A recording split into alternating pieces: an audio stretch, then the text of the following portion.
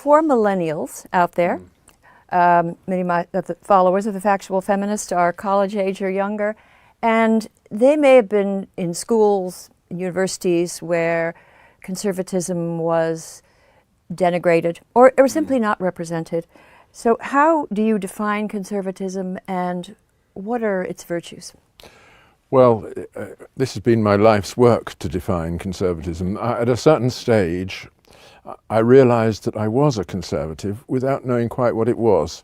Let's say in May 1968 in Paris, when I saw all the students protesting on behalf of essentially nothing, not knowing what they wanted, knowing only what they were against, I felt this is outrageous, that they should be listened to. If people's feelings are purely negative, defining themselves in terms of what they dislike or even hate, then they're under an obligation to find something that they love. So I looked around myself for the things that I love, and I decided that they are the things that I already have.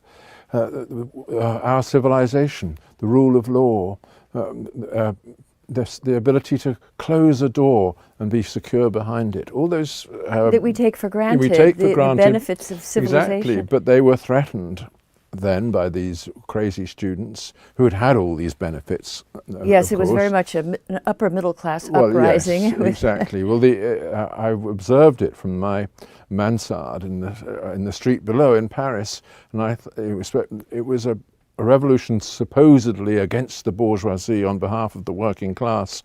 And I looked down in the street for representatives of the working class. The only ones I could see were those poor policemen whom they were throwing stones at. Exactly, and we've seen this now on some of our college campuses. Exactly. So my thought, anyway, over the many years that I've looked into this question, my thought is that the essential feature of conservatism is love of the actual, love of the things that you've inherited, and a desire to reassert that inheritance, not uncritically, but in the way that you do with your family, your parents, your brothers and sisters. You know their faults, but you love them. They're part of you, and it's your primary duty to affirm that love, and then work for any improvements, of course. Now, when you say improvements, I can imagine someone from the left responding that, what are you talking about? Conserving? What if what you are conserving is corrupt, full of injustice, institutions where women were second-class citizens and so forth? What do you say? Everything is imperfect, but the question is, what parts of what you've inherited can be improved and amended? What parts must be thrown away? But what parts are necessary if you're to do any improving at all? Edmund Burke said, we reform in order to conserve. If we don't do it that way, then we risk losing the whole motive for reforming in the first place, because we throw away our identity as social beings. And it's much easier to tear something apart than to yeah. build it. And so heedlessly, we've seen denegrations of beauty in contemporary life, and in education, where young people aren't introduced to great works of the past, or even something like the beauty of the common law. Yes. There's not an understanding of where our laws come from. I see students today that suddenly want to dispense with due process or have, they would like to change the First Amendment. No understanding of how these came into being. No, that's right. Well, I think this is where one has to steer a middle course between saying, look, this is our inheritance, accept it, or saying, get rid of all that and let's start again. All attempts to get rid of everything and start again, like the French Revolution or the Russian Revolution or the Nazi Revolution, end up as genocide. Because the controls that prevent people from exercising their basic resentment and anger are taken away. So you have to begin from the point that we've inherited something that defines what we are. Let's see now whether we want to improve it in this or that respect, and which which parts of it are absolutely fundamental to our being what we are.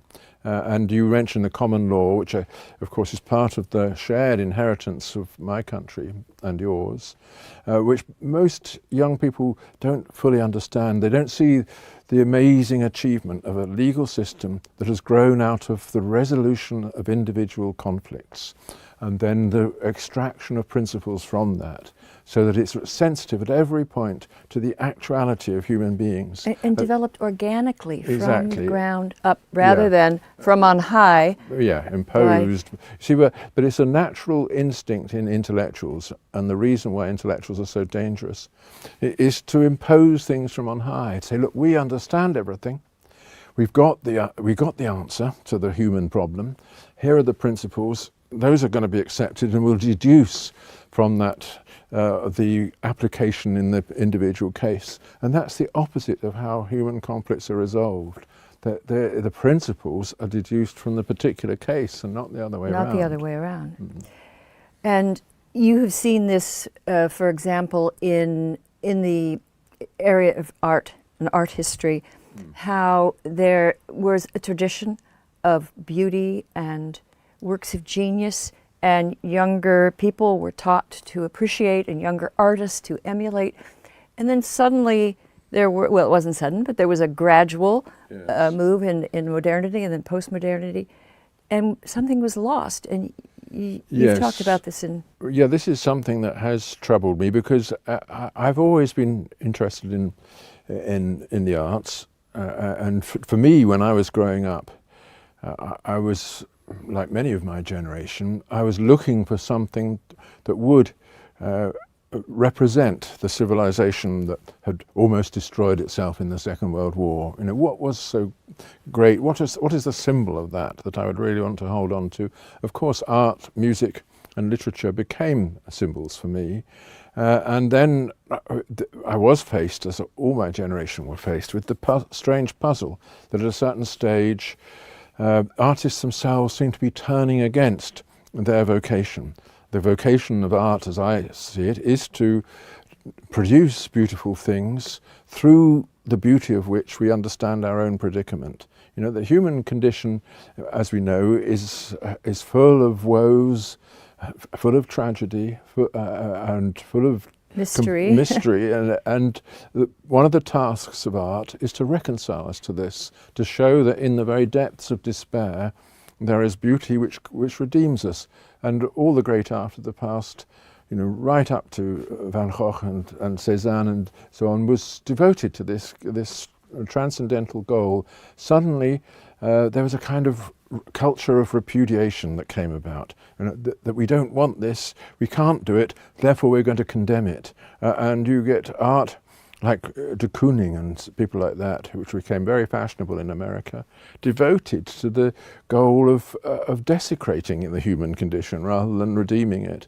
And I think that was, you know, a religious person would say that was the devil's work, but I don't want to put it quite in that way. But there is something in us which wants to destroy, as well as the other thing that wants to affirm.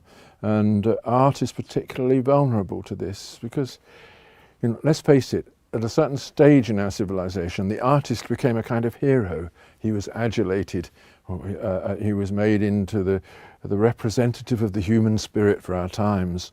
And to get that status became, you know, an object of great desire. Coveted. Yeah, people coveted the status of artist. And so any way of getting attention at a certain stage seemed good. So you got all that pop art stuff, or worse, you know, like Tracy Emin putting on display her disordered bed, in frightening. which yes, in which all the mess of her daily life is made into a spectacle, and the people will queue to see that spectacle, just as they used to queue to look at crucifixions.